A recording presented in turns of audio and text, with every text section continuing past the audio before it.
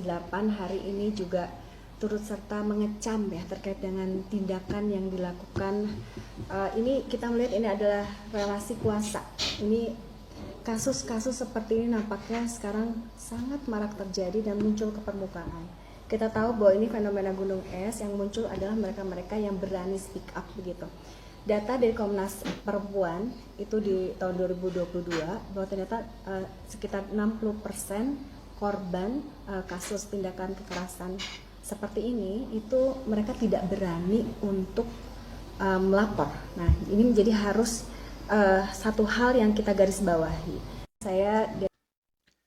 Assalamualaikum warahmatullahi wabarakatuh. Apa kabar teman-teman semua? Kembali lagi bareng kanal YouTube King Cepi, dan buntut dari kritikan Bu Atalia Cinta Praratya kepada Kang Deddy Mulyadi menyebabkan netizen berbondong-bondong meminta klarifikasi, walaupun sebenarnya nggak perlu sih diklarifikasi.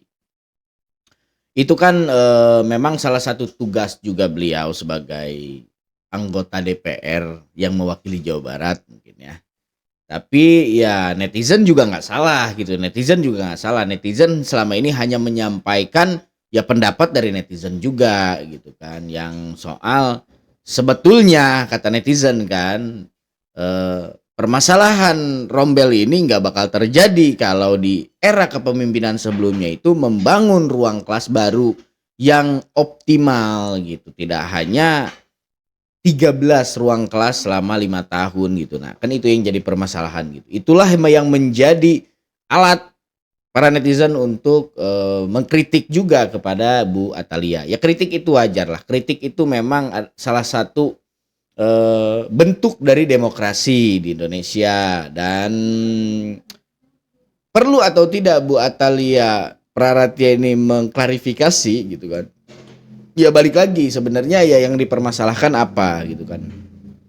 Kalau memang sebuah kebijakan ya mungkin tidak perlu, karena Bu Atalia ini merupakan orang yang memiliki otoritas juga gitu untuk mengkritik pemerintahan Jawa Barat mungkin. Tapi persoalan kekeliruan mungkin di sini ada indikasi kekeliruan ya soal Bu Atalia ini yang mengglobalkan Rombel ini di seluruh Jawa Barat, padahal kan yang terjadi hanya di 38 sekolah di seprovinsi Jawa Barat. Nah mungkin kalau yang itu mungkin perlu diklarifikasi, tapi yang pengkritik kebijakan Rombelnya ya mungkin nggak perlu, mungkin itu menurut saya, tapi terserah menurut netizen semua gitu kan. Balik lagi, saya juga nggak nyalahin netizen ya, netizen juga punya pendapat serta memiliki asumsi masing-masing gitu soal ini, dan kita jangan mempermasalahkan. Nah inilah fungsi kita berdemokrasi di negara kesatuan Republik Indonesia. Kita semua berhak mengutarakan pendapat, dan pendapat kita itu dilindungi oleh undang-undang. Jadi ketika semua orang netizen se-Jawa Barat itu menyerang Bu Atalia Praratya, bukan menyerang sih, lebih ke mengkritik lah saya. Kalau menyerang itu kan terlalu terlalu kasar ya bahasanya. Ini mengkritik Bu Atalia Praratya, dan ada juga beberapa netizen yang mengingatkan gitu. Lain halnya dengan orang yang satu ini. Mari kita tonton videonya. Dan untuk fans fanatiknya KDM, langsung aja saya gas. Kalian menyerang kehidupan pribadi Bu Atalia karena mengkritik kebijakan KDM. Kalian pikir kehidupan rumah tangga jagoan Anda sudah benar gitu? Sudah paling harmonis? Oh tentu tidak. Coba lihat ini. Ada dugaan KDRT. Dan posisi jagoan kalian itu dicerai. Digugat cerai. Jadi bisa jadi ya, masalahnya memang ada di dia. Makanya ngaca dulu kalau mau nyerang personal. Jadi berbalik kan ke jagoan Anda. Sekali lagi, VT ini saya tujukan untuk fans-fansnya KDM. Juga untuk menjawab komentar-komentar netizen yang model begini nih. Kalau KDM-nya sendiri, menurut saya sudah fair. Dia menjawab substansi kritik, meskipun banyak ngaconya. Dan apa yang dilakukan oleh Bu Atalia itu sudah benar. Sebagai anggota DPR RI, memang tugasnya mengawasi. Jangan seperti Kang Maulana, kerjanya cuma membebek. Bapaknya ngapain aja, dibenerin. Anda digaji negara untuk melototin kerjaan bapak Anda yang nggak bener, bukan jadi tim hore. Jadi sekali lagi, buat fans fanatiknya KDM, berhenti menjadikan KDM berhala. Kalau memang sudah terbukti kebijakan KDM itu ngawur, ya terima saja, jangan menyerang pribadi. Teruntuk fans fanatiknya KDM, langsung Jadi apa ya? Si Mamas ini memberitahukan kepada netizen, terutama khususnya fansnya Kang Deddy Mulyadi, agar supaya jangan menyerang personal. Tapi di waktu yang bersamaan beliau juga menyerang personalnya Kang Deddy Mulyadi. Tapi ya mungkin beliau nggak sadar ya, mungkin beliau nggak sadar terucap. Yang mana beliau juga nggak tahu gitu kalau ucapan beliau juga menyerang Kang Deddy Mulyadi personalnya gitu ya, dengan ngebahas siapa Maula Akbar kan, dengan ngebahas personalnya Kang Deddy Mulyadi juga sama aja gitu, sama aja. Dan intinya ini semua bukan kesalahan Kang Deddy Mulyadi. Adapun mungkin masyarakat ataupun netizen yang ikut berkomentar menanggapi persoalan ini gitu dah. Itu memang hak mereka juga, hak para netizen juga. Kita jangan menjegal hak netizen, terserah. Mau itu pendukung Kang Deddy Mulyadi ataupun mau itu yang kontra terhadap Kang Deddy Mulyadi, semuanya bisa berkomentar, dan marilah berkomentar dengan bijak. Jangan sesekali mengomentari seseorang dengan narasi yang memang bisa menyakiti hati. Yaitu sih sama, itu intinya pepatah buat kita semua supaya kita tetap bisa harmonis untuk bernegara. Dan perkara si Mamas ini ya mungkin beliau hanya keliru saja, atau mungkin ya beliau juga punya pandangan lain lah terhadap Kang Deddy Mulyadi, punya pandangan lain terhadap penyikapan masalah antara kritikan Bu Atalia kemarin dengan jawaban dari Kang Deddy Mulyadi. Ya kita berikan juga lah hak yang sewajarnya kepada Mamas Eko Widodo ini ya. Bapak KDM dikritik sama Ibu DPR, istri dari mantan Gubernur Jawa Barat. Kritik kebijaksanaan Pak Deddy tentang dunia pendidikan. Yang satu kelas isinya 50 tidak mementingkan kualitas katanya. Dan katanya gurunya sangat sulit untuk mengajar. Kalau mementingkan kualitas tapi kuantitinya banyak sementara sekolah tidak memadai, bagaimana Bu? Apa anak-anak yang dekat rumah sekolah terus nggak boleh sekolah? Apa pindah ke desa lain, apa kota lain? Itu malah menambah anak putus sekolah. Jumlah anak putus sekolah nanti akan bertambah karena kendala jarak dan ongkos. Nggak semua orang tua siswa itu mampu. Jadi kan memang sesuai ya dengan apa yang diutarakan oleh Kang Deddy Mulyadi. Kebijakan rombel itu untuk memperingan, intinya untuk memperingan orang tua siswa itu kan, mengingat ruang kelas ataupun ruang belajar juga memang saat ini tengah kekurangan. Jadi ya yang diikutkan rombel itu kan ya memang orang-orang yang di sekitar sekolahan itu gitu, daripada mereka putus sekolah ya udah sementara dirombelkan dulu, dirombelkan belajar, yakni antara 43 sampai 50 siswa, dan itu sifatnya temporer atau sementara, tidak untuk selamanya. Selagi mungkin Pemprov merencanakan ataupun mengeksekusi pembangunan ruang kelas baru tersebut. Ya sebenarnya nggak ada masalah sih, sampai di sini sebenarnya nggak ada masalah. Tentang Bu Atalia yang mengkritik kebijakan Kang Deddy Mulyadi, dan tentang KDM yang menjawab kritikan dari Bu Atalia, yaitu juga sudah sama-sama adem lah sekarang gitu. Jadi adapun yang di sisi kanan kiri depan belakang yang masih mempeributkan ini, ya tolonglah gitu, tolong untuk sesegera mungkin kita menurunkan tensi agar supaya ya suasananya nggak semakin keruh gitu ke depannya.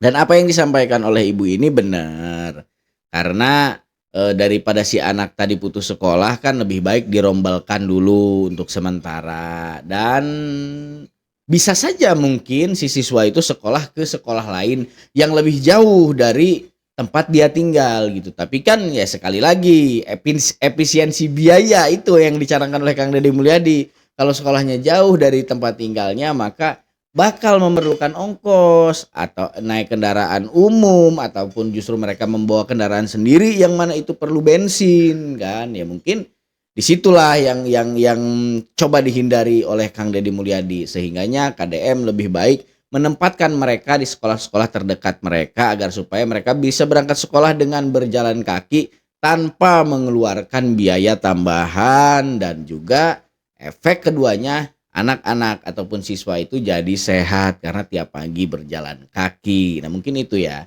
mungkin itu yang dimaksud oleh Kang Deddy Mulyadi. Selebihnya ya wallahu alam bisawab. Kritik Atalia soal kebijakan KDM, rombel 50 orang per kelas bisa dianggap mengaburkan fakta. Rombel 50 siswa bukanlah kebijakan ideal.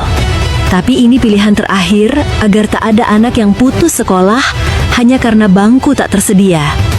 Lagian, Ibu Atalia yang terhormat lupa betapa carut-marutnya pendidikan pada saat dulu suaminya memimpin. 4.791 orang siswa pada saat PPDB tahun 2023 sampai nekat memalsukan data diri seperti titik koordinat rumah ke sekolah tidak sesuai, nilai rapot tidak sesuai, data kemiskinan tidak sesuai, sampai prestasi yang juga tidak sesuai. Kenapa hal itu bisa terjadi? Alasannya, tidak lain tidak bukan, banyak orang tua siswa menginginkan anaknya bersekolah tidak jauh dari rumah kediaman. Balik lagi ke persoalan kritik dari Ibu Atalia. Dengan kapasitas SMA negeri di Jawa Barat hanya mampu menampung 40% siswa. Artinya, 6 dari 10 anak terancam tak kebagian bangku. Di sisi lain, kebijakan rombel 50 orang ini hanya diterapkan di 38 sekolah, bukan seluruh Jawa Barat. Kritik Atalia Jadi soal kalau- kebijakan kalau KDM, kapasitas sekolah negeri ini memang masih sangat kurang banget ya di Jawa Barat gitu. Hanya 40% daya tampungnya. Jadi artinya yang seperti dibilang tadi 6 dari 10 siswa itu berpotensi tidak dapat bersekolah karena kekurangan bangku di sekolahannya. Waduh, prihatin juga ya kalau kayak gitu. Semoga lah secepatnya pemerintah Jawa Barat bisa sesegera mungkin mengeksekusi gitu penambahan ruang kelas baru karena kasihan banget nih masyarakat Jawa Barat. Memang mungkin ada perbantuan dari sekolah-sekolah swasta yang memang banyak lah gitu alternatif lain gitu seperti ya siswa-siswa yang orang tuanya ekonominya menengah ke atas gitu yang mungkin bisa memilih alternatif untuk masuk ke sekolah-sekolah swasta yang kalau kata orang Bandung mah sekolahan elit katanya. Ya nggak masalah sih, cuman ya pemerintah juga harus berupaya lagi gitu minimal mencapai 60% lah atau 70% justru gitu. Jadi sisanya kita oper ke sekolah-sekolah swasta. Tapi kan bakal jadi problem juga itu gini loh. Yang daya tampungnya 40% aja sekolah swasta udah protes sekarang gitu. Adalah beberapa golongan dari pihak-pihak sekolah swasta yang mengatakan bahwa sekolah mereka sekarang sepi gitu akibat kebijakan Kang Deddy Mulyadi sekarang gitu. Jadi ya memang seperti makan buah si malakama ya, tapi kita sebagai masyarakat Jawa Barat ya harus tetap menjunjung tinggi kebaikannya itu gitu. Jadi goalsnya itu harus tetap kebaikan gitu. Apapun yang dilakukan oleh KDM, apapun yang menjadi kebijakan Pemprov Jawa Barat, yang penting goalsnya kebaikan. Kedepannya buat kebaikan gitu. Perkara pro kontra itu pasti ada. Di semua lini, di semua bidang pasti ada. Yang penting kita tetap fokus. Tujuannya kebaikan bukan? Itu aja udah.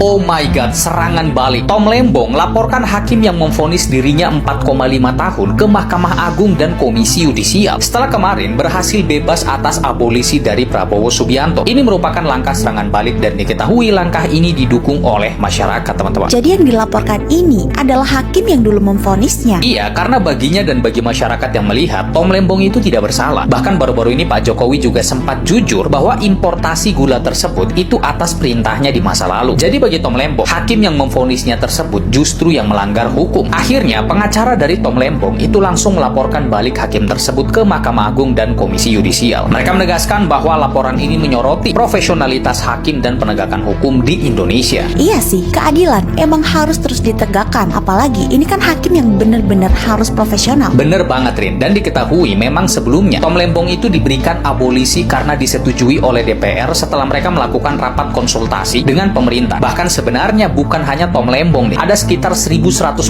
orang termasuk Hasto Kristianto, Sekjen PDIP yang juga dibebaskan bersama dengan Tom Lembong. Oh my. Jadi memang gue kurang mengikuti kasus ini ya. Cuman gue penasaran di sini karena ini berita FYP terus gitu di sosial media gue. Jadi kedepannya kita cari tahu. Tapi yang pengen gue garis bawahin di sini gitu kan.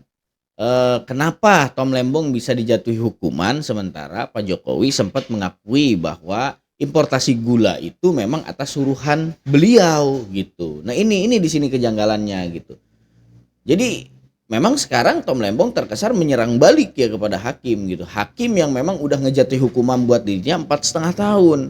Tim kuasa hukum Tom Lembong saat ini ya udah mulai bergerak nih gitu buat menuntut balik gitulah bahasanya, menuntut balik si hakim ini gitu. Karena ya hakim tidak mengindahkan pernyataan dari Presiden Jokowi, itu mungkin intinya alasan terkuatnya mereka itu kenapa mereka mau menuntut balik hakimnya gitu.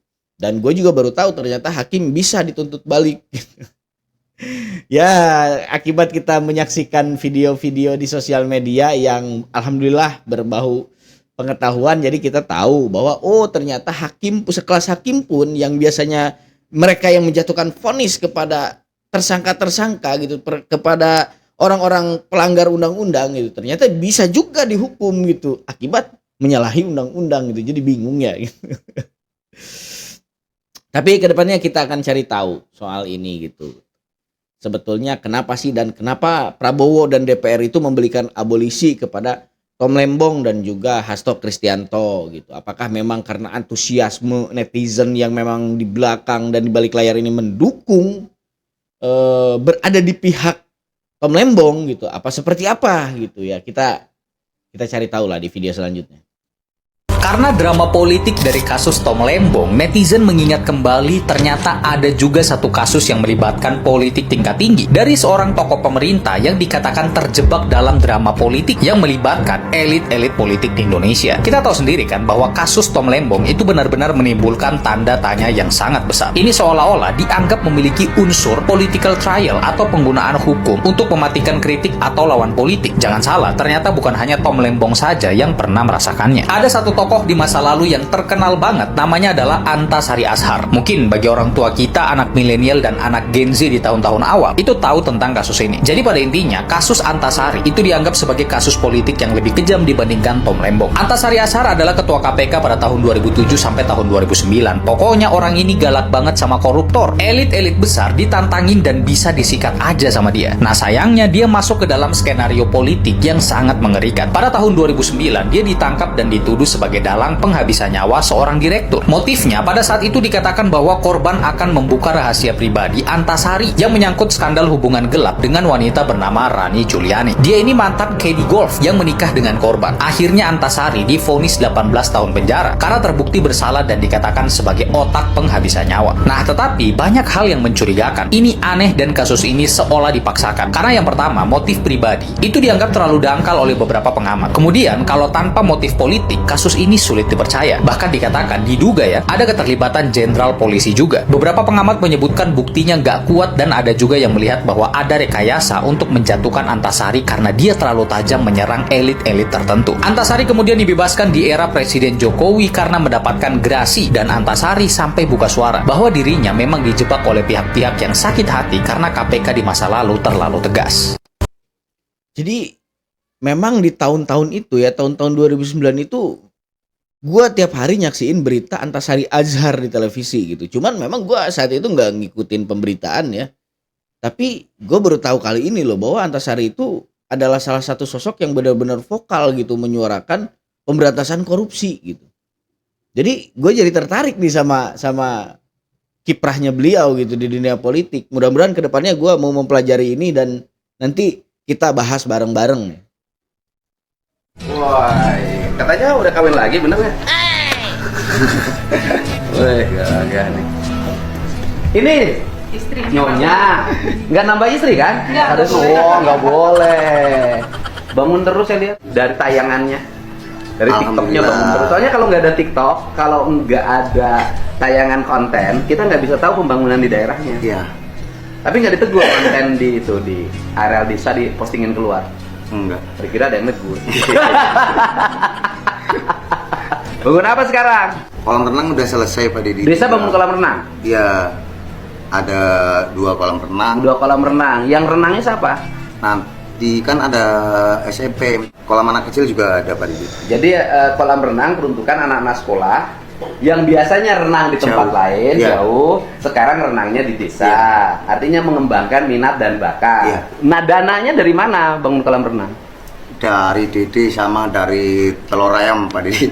Dana desa. Dana desa. Telur ayam itu yang dulu dikelola oleh BUMDes itu. Iya. Untung berapa dalam 2 tahun terakhir? Tiap hari itu dapat bersih Oleh 2 juta. 1 tahun terakhir aja, yang 2 tahun udah lupa. Tahun terakhir dapat berapa? 1 miliar. Lebih. Jadi gue salutnya sama Kades Hoho ini ya, beliau berhasil membangun BUMDesnya sehingga di penghasilan dari telur ayam yang dikelola oleh BUMDes di desa yang dipimpin oleh Kades Hoho ini, besaran keuntungannya dalam per tahun sama dengan besaran dana desa yang desa itu terima. Bayangkan, setahun keuntungan dari pengelolaan telur ayam, Kades Hoho bisa mendapatkan keuntungan sampai 1,8 miliar. Coba kalau setiap kades di seluruh Indonesia itu seperti beliau ya, gue rasa nggak jauh banget gitu harapan buat kita Indonesia menjadi negara maju, karena desa itu merupakan fondasi utama gitu kemajuan bangsa. Desa duluan yang harus maju gitu. Baru pemerintahan di tingkat yang lainnya bakal beres gitu. Pak Dedi, langitnya bagus banget, cerah, tapi nggak sebagus jalanannya. Jalanannya rusak banget, Pak. Ini warga Cirebon, Japura Lor, Pak. Kasihan, Pak. Udah 10 tahun lebih, masa jalanannya kayak gini mulu, Pak. Main-main kesini lah, Pak. Kasihan tuh. Ibu-ibu belanjanya susah kalau mau ke sono. Kalau mau ke pasar, ini kan akses jalan utama. Susah banget kalau misalnya harus muter ke sana, jauh banget kan, kasihan, Pak. Pak Dedi, ayolah Pak, kesini Pak, tengokin tuh, kasihan warga Cirebon, Japura Lor, jalanannya rusak parah kayak gini, sampai ditanemin pohon pisang di tengah-tengah saking udah capeknya Pak. Mari kita doakan teman-teman, semoga apa yang menjadi aspirasi sahabat kita ini dapat sesegera mungkin didengar oleh aparat yang memiliki otoritas untuk membenahi ini semua. Kita lihat jalannya udah kayak kobangan sawah, bro. Respect juga buat kakaknya yang udah mau menyampaikan aspirasinya mewakili seluruh masyarakat yang ada di desa itu gitu. Semoga kedepannya aparat setingkat kades, camat, bupati hingga nyampe ke gubernur dalam hal ini KDM gitu bisa notice lah kepada perihal ini gitu. Dan semoga kedepannya juga jalan-jalan di seluruh Jawa Barat akan mulus rahayu. Penjahat sebenarnya adalah pelapor itu sendiri. Kasus hukum yang mengguncang dunia hiburan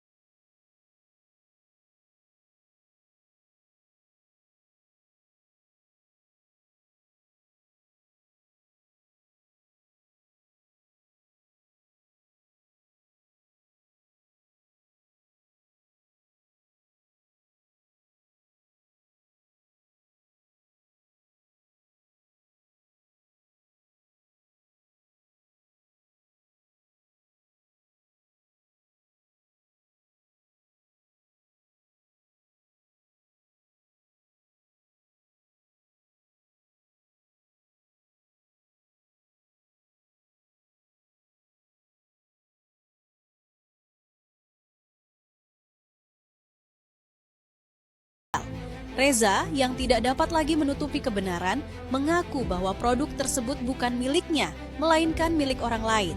Bahkan lebih mengejutkan lagi, Reza dengan polos mengungkapkan bahwa produk tersebut hanya diberi label BPOM yang ditempel begitu saja. Produk ini dijual bebas di e-commerce, meskipun menurut regulasi BPOM, produk semacam itu hanya boleh digunakan oleh tenaga medis di klinik.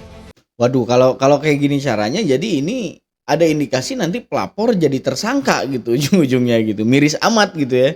Dan gue juga baru kali ini nih ngikutin berita ini nih yang memang FYP banget juga di sosial media gue. Gue jadi penasaran akhirnya dan gue bagi ke kalian semua. Semoga ya yang memang udah ngikuti dari awal gitu, gue mohon maaf ya suhu gitu. Bagaimana Reza Gladys bisa mempertanggungjawabkan tindakannya menjual produk ilegal dan berbahaya yang mengancam keselamatan konsumen, sementara ia mengaku bahwa produk itu bukan miliknya? Harusnya harus tahu. Jangan sampai di situ ada kebohongan. Ada penipuan pada masyarakat, tidak boleh. Jarum suntik lagi. Nah, terus ada jarum suntik, itu lebih bahaya. Jarum suntik ada masalahnya loh. Dalam persidangan, suami Reza Gladys atau Bah Mufid yang juga menjadi saksi turut mengakui bahwa masalah antara Reza dan Nikita Mirzani memang bersifat pribadi. Izin menjelaskan mulia, masalah ini adalah masalah pribadi karena pribadi saksi kami dan Artinya Anda menegaskan bahwa ini masalah pribadi istri Anda, bukan masalah skincare dan Glavitsia. Pernyataan ini semakin memperjelas bahwa mereka bersaksi tidak sesuai dengan dakwaan awal dan berita acara pemeriksaan BAP yang telah disusun sebelumnya. Hal ini semakin menunjukkan ketidakkonsistenan dalam penyampaian kesaksian yang seharusnya didasari oleh fakta yang jelas dan kuat. Mengaku tidak mengenal sosok Sarno.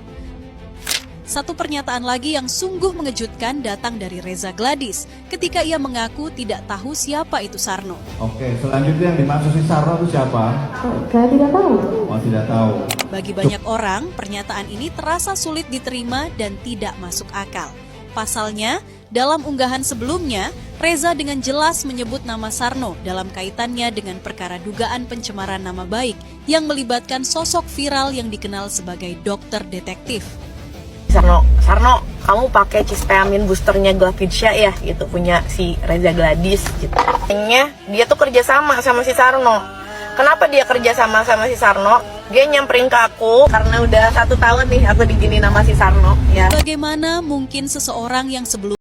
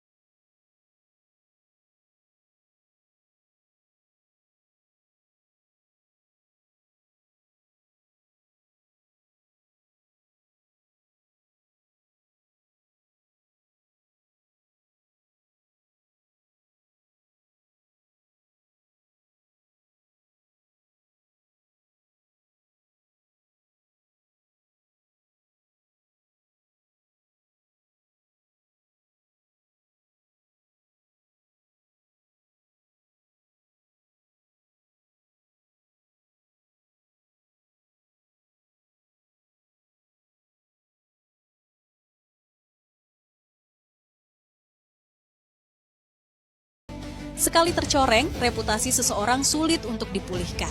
Bagaimana menurut kalian? Apakah kesalahan-kesalahan Reza Gladys ini sudah memenuhi unsur pidana?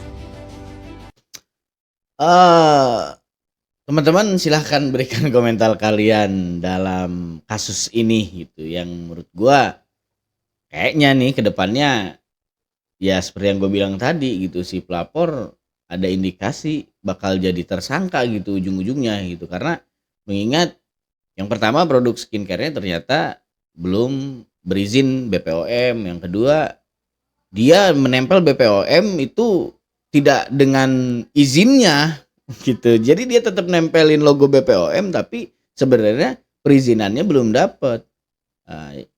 Yang selanjutnya lagi dia seolah-olah terkesan memberikan kesaksian palsu gitu kepada majelis hakim gitu kan, yang pada akhirnya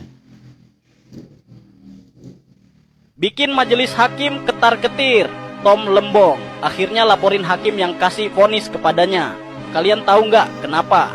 Jadi gini guys, pengacara Tom Lembong ngambil langkah tegas dengan melaporkan majelis hakim ke Mahkamah Agung dan Komisi Yudisial. Apa alasannya? Ya kalian tahu sendiri, soalnya mereka ngerasa ada yang aneh sama hakimnya. Tom Lembong dianggap korupsi impor gula, padahal keputusannya dari presiden saat itu, dan Jokowi juga udah ngasih pernyataan. Pengacara Tom bilang ini bukan lagi soal menang kalah, tapi soal pertaruhan masa depan hukum di Indonesia. Gokil. Tapi, emang boleh kita ngelaporin hakim yang lagi megang kasus kita sendiri? Jawabannya, boleh banget. Ini adalah hak warga negara untuk pengawasan. Kalau ada dugaan hakim melanggar kode etik, kita bisa lapor ke Komisi Yudisial. Ini adalah mekanisme check and balance, biar pengadilan kita tetap lurus dan adil. Jadi ini bukan nekat, tapi menegakkan hak. Menurut kalian gimana? Langkah ini super berani dan perlu didukung demi hukum yang lebih baik, atau malah bisa jadi blunder buat kasusnya Tom Lembong? Gas diskusi di kolom komentar. Jadi kalau gue pribadi ya, apapun itu yang terbaik selagi itu merujuknya kepada keadilan, ya gue minta ditegakkan dengan setegak-tegaknya. Jangan sampai ada ketimpangan dalam penegakan hukum gitu. Karena yang selama ini terjadi ya seperti itu gitu. Jadi kita ke depannya mudah-mudahan gitu aparat penegak hukum serta aparat-aparat yang memiliki otoritas dalam penegakan hukum bisa berbuat adil dan juga tanpa tebang pilih gitu. Baik teman-teman, terima kasih sampai hari ini kalian masih menyaksikan kanal YouTube King Cepi, dan gua nggak bisa ngebalas kebaikan kalian satu persatu. Gue doain semoga kalian semua tetap dalam keadaan baik-baik saja, tenang pikiran dan juga jiwa, mulus rahayu berkah selamat, serta tidak memiliki halangan rintangan yang begitu berat gitu dalam ngejalanin hidup ini. Ya balik lagi gitu, itu tergantung mindset kita masing-masing. Baik, gue King Cepi pamit undur diri, sampai jumpa di video-video selanjutnya. Assalamualaikum warahmatullahi wabarakatuh. Sampurasun Baraya Sadayana.